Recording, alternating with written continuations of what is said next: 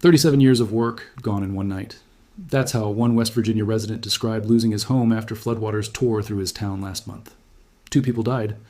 Over 1,000 homes and businesses were damaged. A creek near Buckhannon rose more than 8 feet in under 5 hours, shattering a flood record that had stood since 1985. But here's what makes this disaster even worse. A decade ago, after a flood killed nearly 24 people in the same state, officials promised to fix exactly this problem. They didn't. Today, we're going back to north central West Virginia to see how recovery is actually going and why the warnings from a decade ago were never acted on. No guessing, no dramatizing, just the facts, the science, and the real stakes. Drop a comment right now. Do you think enough gets invested in flood prevention before disaster strikes, or only after? Tell me what you think. If you want to be the first to know every time something major happens with Earth's weather and geology, subscribe to the channel right now. It is completely free. A thumbs up also helps enormously. Let's go for 5,000 likes on this one so the algorithm actually shows it to the people who need to see it. Thank you. Now, let's get into it. What happened in north central West Virginia? On the evening of July 21st, 2026, severe storms dumped more than 7 inches of rain across parts of north central West Virginia in a matter of hours. The National Weather Service issued a flash flood emergency, its most urgent flood alert category, as hundreds of calls for help poured into emergency dispatchers across Lewis, Randolph, and Upshur counties. Governor Patrick Morrisey declared a state OF emergency for all 55 counties that night as flash flooding, landslides, and road closures spread across the region. By Wednesday morning, floodwaters were still lingering. U.S. Route 33 through Weston and Buckhannon remained closed, and shelters had opened at locations, including Lewis County High School for residents who'd been displaced overnight. One number captures just how extreme the specific storm was.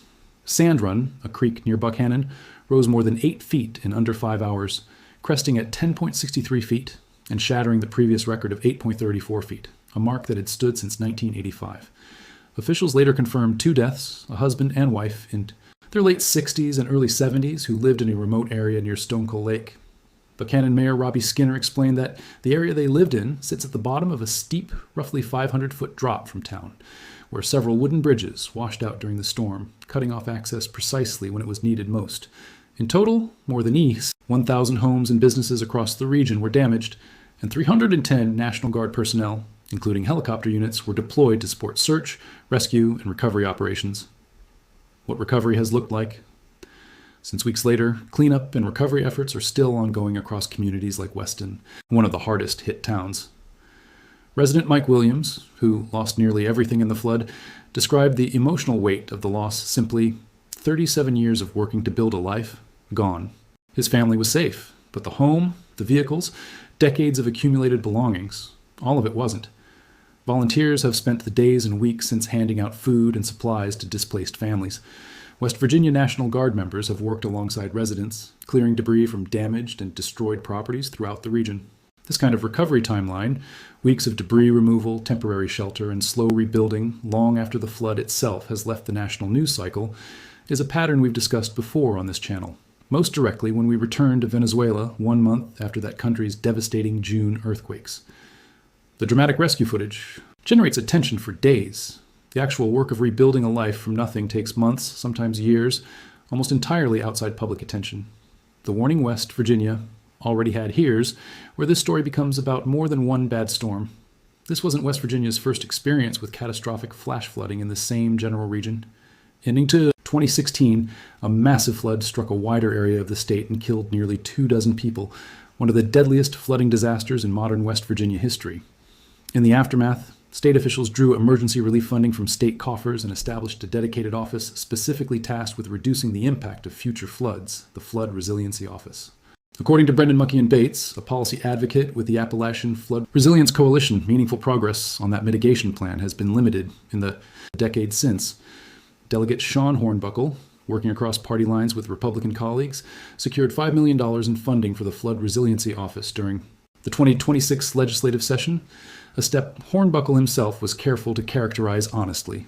He described it as a drop in the bucket relative to what the state actually needs from an infrastructure standpoint to be genuinely better prepared for emergencies like this one. His broader point cut directly at the core tension and disaster prevention funding everywhere. Floods, he noted, don't care about a resident's politics or background, and the real question is whether protecting people from them gets treated as a genuine funding priority before disaster strikes rather than only after. Why this keeps happening in West Virginia.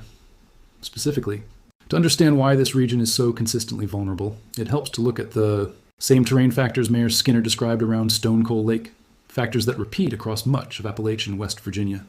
Steep, narrow valleys with rapid elevation changes concentrate rainfall runoff into small creeks and streams extremely quickly, exactly the dynamic that pushed Sand Run's water level up more than 8 feet in under 5 hours. Unlike a broad, flat floodplain that can absorb and spread out rising water gradually, this kind of terrain essentially funnels intense rainfall directly toward the communities and infrastructure sitting in the narrow valley bottoms below.